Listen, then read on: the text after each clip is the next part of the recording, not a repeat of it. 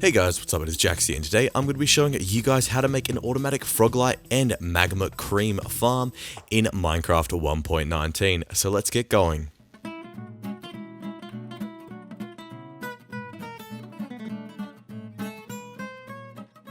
This farm is really simple in its design, and the trickiest part of it all is just setting up the Magma Cube spawner, but even that can be done with ease with the right gear.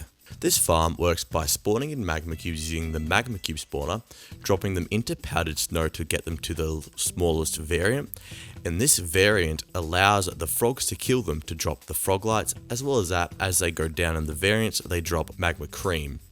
This has been running for about half an hour to 45 minutes, and you can see we already have a stack of each type of froglight and 32 magma cream. And if we actually bring all of this together, we have over a stack and almost a stack and a half of each type. And all this magma cream together, we have 40.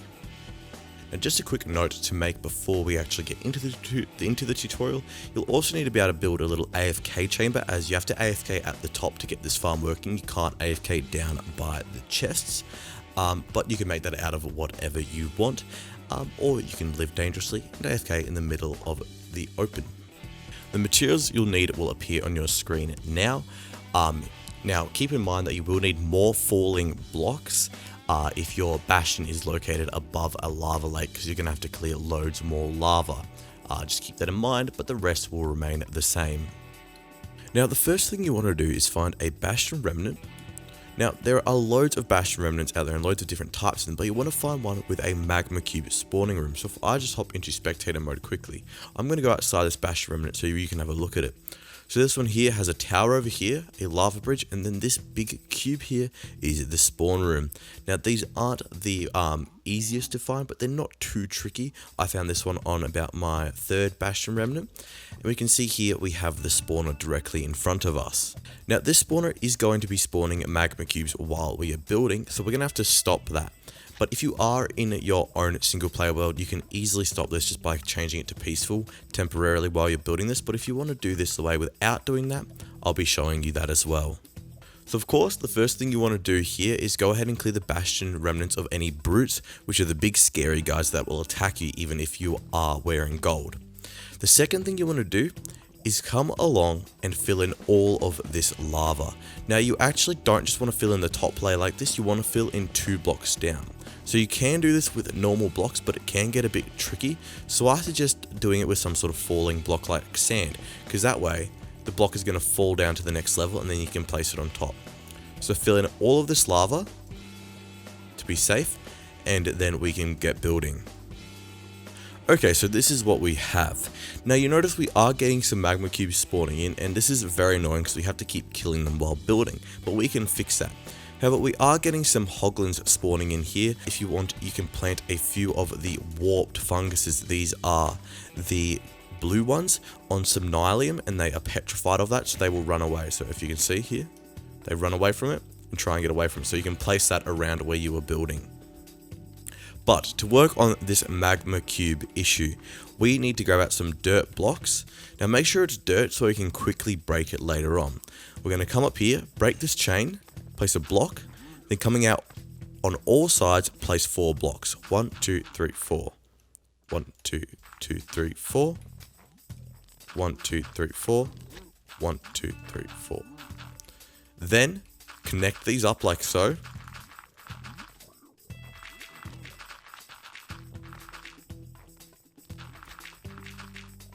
Make sure all of them are nice and connected, and we should have a square. Once you've done this, bring all of this dirt down 2 more blocks. Now again, this can get a bit tricky with the magma cubes, so make sure to bring a either a respawn anchor to place close by so you respawn close by, or some totems of undying, or your best armor so you can kill them all. But if you are well prepared, this is actually a pretty easy task, and if you're doing this with a few friends, it's even easier, like we've done on Cavecraft. Make sure to check out my SMP series and subscribe to the channel if you're new. So we've got this big sort of blob of dirt around the spawn. Now this blob of dirt is actually stopping them from spawning, so we can now go ahead and kill off these magma cubes. Just go ahead and kill them. It gets you a bit of magma cream. and a bit of XP. So go ahead and kill off all of these magma cubes, and then we can get a bit more clearing done and then work on the actual farm itself. I've now killed them, and you'll notice we've got a few things that might just get in the way when building. We have this blob of gold and sort of blackstone in the middle, and this bridge. So we want to clear this. Now you don't have to clear the bridge all the way back, just about halfway, and same with this here, but just for niceness I'm going to be completely removing them. So go ahead and destroy all of those, making sure not to break your dirt, otherwise magma cubes might be able to spawn. Now once you've cleared out this middle area, I've also done the bridge, but once you've cleared out the middle area, you'll notice you'll have more lava. So go ahead and fill this up with your sand, and just like this. Now the bridge, you won't have any issues like that because there's no lava in the sky, thankfully, but this is an easy fix down here as well. Just be aware, because under this blackstone, there may be some lava, depends on how your bastion generates. It's time to dig the hole underneath this. We want to come underneath each of these dirt blocks and dig 10 down. So we get a 10 deep square that is 9 by 9. Okay, so let me explain one thing. I have a bit of a tricky situation with my bastion, and you might get it with yours, but you might not. My bastion has actually generated over a lava lake. So you can see here, if you try and dig down, you'll dig straight into lava, but you can use sand, as you can see here, to sort of fill this lava up. So if you don't have this issue and your bastion hasn't generated over a lava lake, you may still get lava pools which you can fill up with sand, but it'll be much easier. But if you do have this sort of layout, don't worry, you can get around this, and it's not the worst thing in the world. It just takes quite a few falling blocks, which aren't too tricky to get. All you have to do is dig out your square like this, all the way down to the lava level, and dig that right out.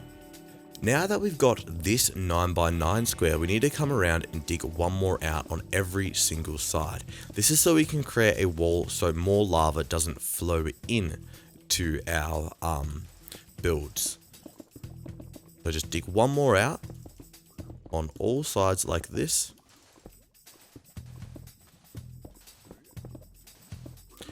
Including this side here. So we'll have to clear out a bit of space here and dig one more out, and then down like that. Once we've got that, we can come along the edges with sand building up. This is a tedious task, but you'll slowly start to find that the sand comes up to the top and clogs up all the lava. Just slowly work your way in.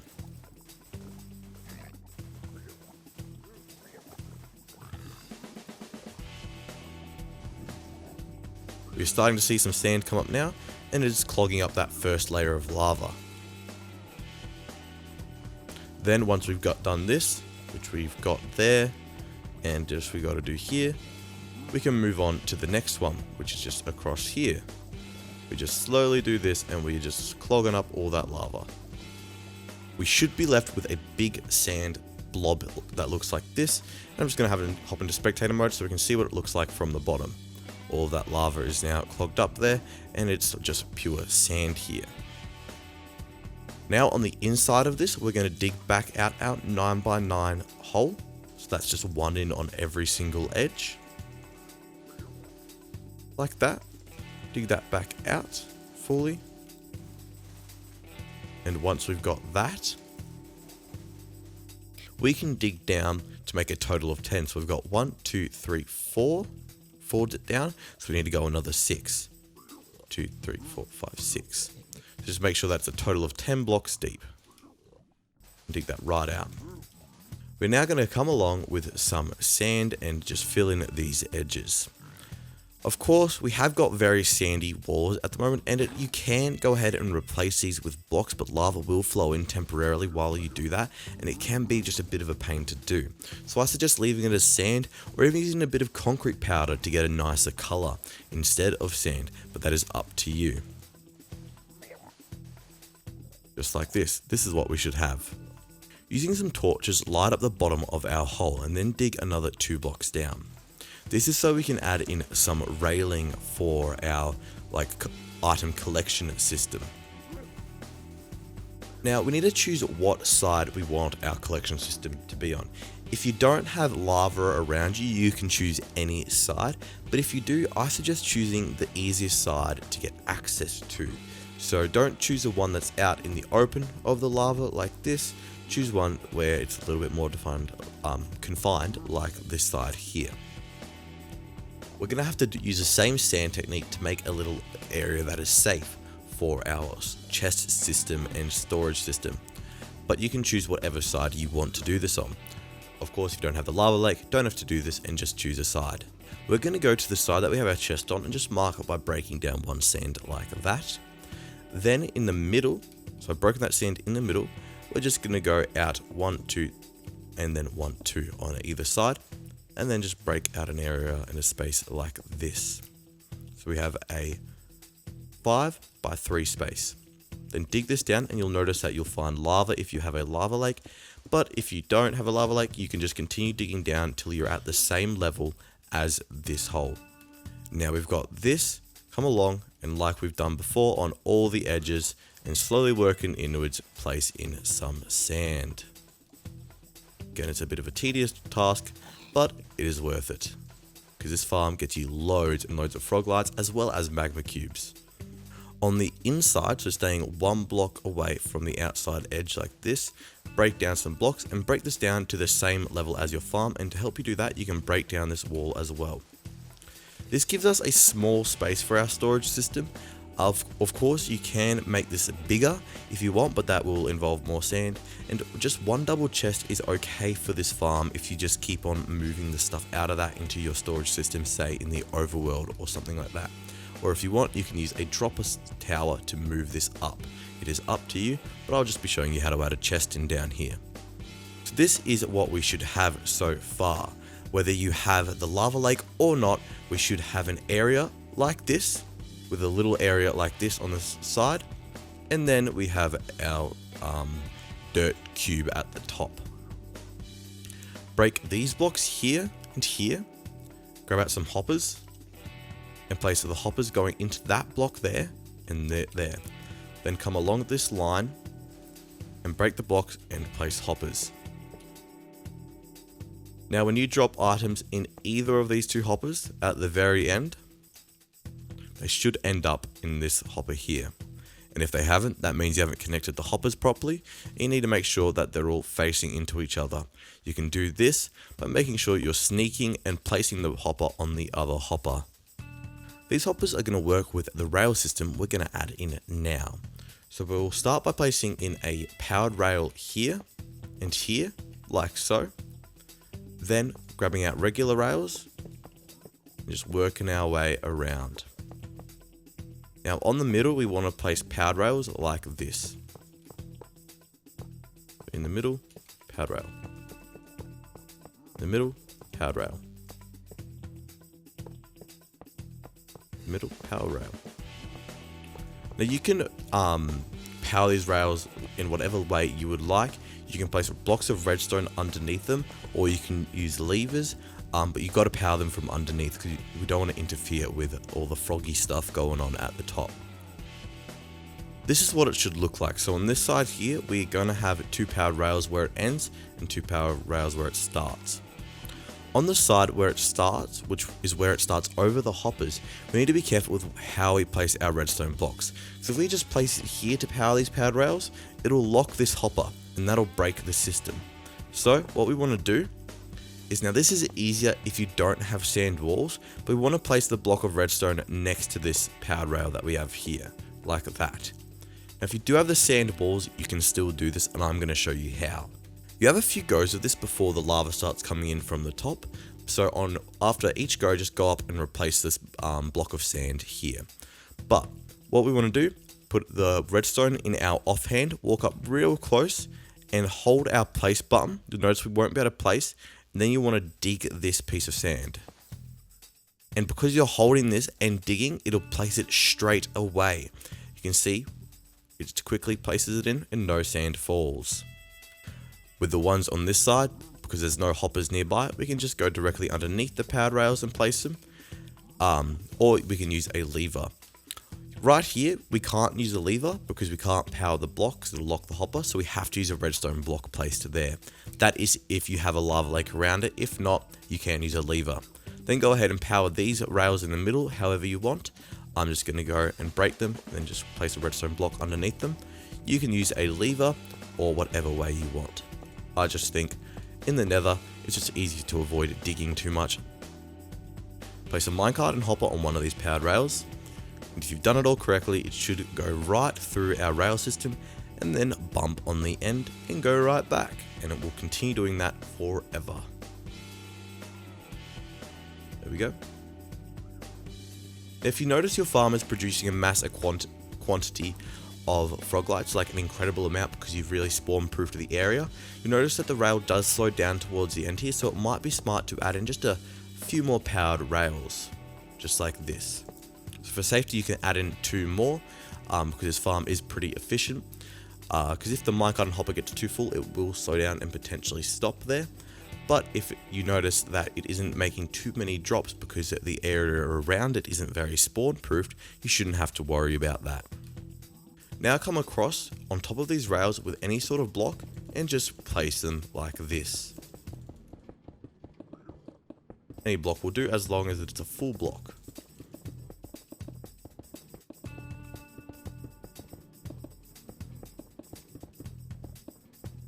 And this is a platform all of our magma cubes will be spawning and falling down onto. Now grab some temporary blocks. Scaffolding is a great block for this. And on every second block, starting one end from the corner like this, place a piece of scaffolding and place a powdered snow on top of that. Like this. Then we want to do the same thing, just leaving a 1 block gap.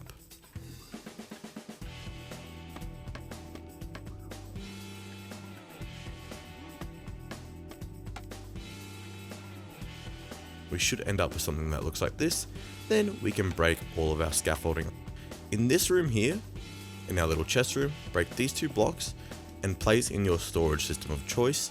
I'm going to be using a chest, but you can add in whatever you want. And if you want to, because we have sanded all the way down to the lava lake, you can dig down further, and that allows you, once you've dug down a few blocks, to be able to clear some space, because we're now under the lava lake. So if I hop into spectator mode, you can see this is now under the lava lake. So you can do that if you want, or you can just add in the chest system there. That's what I'll be doing. Once we have that, fill in this hole that we previously added in. If you haven't added this in, don't worry about that. And fill in these edges just for looks. And of course, add a way to get down. You can use ladders or whatever you want. Ladders, scaffolding, whatever, anything like that will work. It's time to put your frogs in this farm, but there is a very important note to make. To get the different types of Froglights, you need the different types of frogs. There are 3 variants. Now there's more, I've got more on those 3 variants in another video all about the frogs, so make sure to check that out. But if you just want one color, you can just put one type of frog in here, or if you just want 2, so on. But I suggest grabbing all 3 and grabbing a few of those. It doesn't really matter how many you put in there. Just know the faster you kill the magma cubes, the more they'll be able to spawn. So I suggest grabbing maybe 2 of each type, but you can grab 3 of each type or just 1 of each type.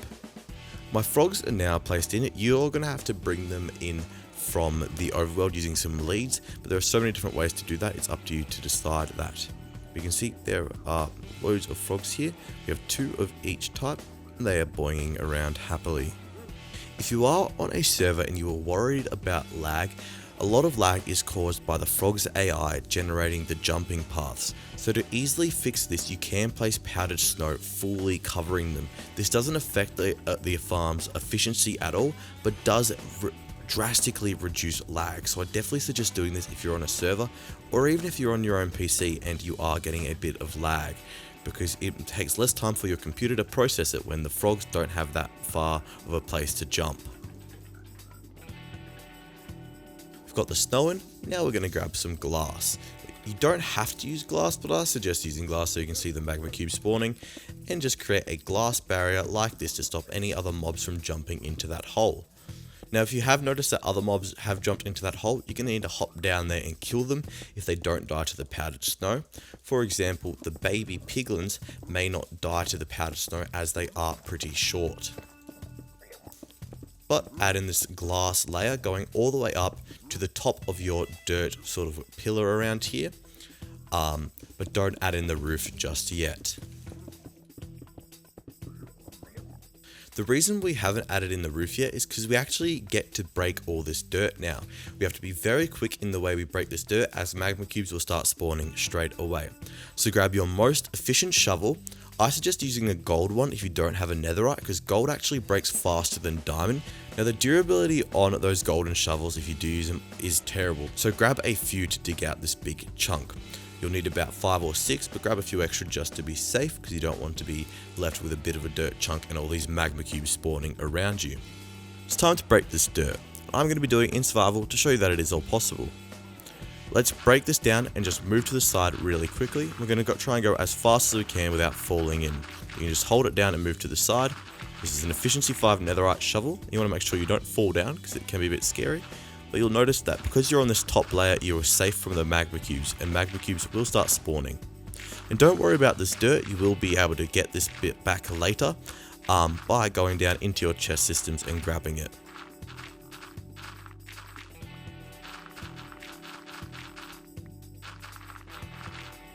Want to make sure to break all the dirt blocks. And we're on the last layer, like that. Now we can go ahead and put a glass roof over this. Of course, if you want your farm to be as efficient as possible, go ahead and spawn proof all the area around you. You can do this with lights, which spawn proof from a few mobs, or you can do it with something like slabs, which stop mobs from spawning in completely.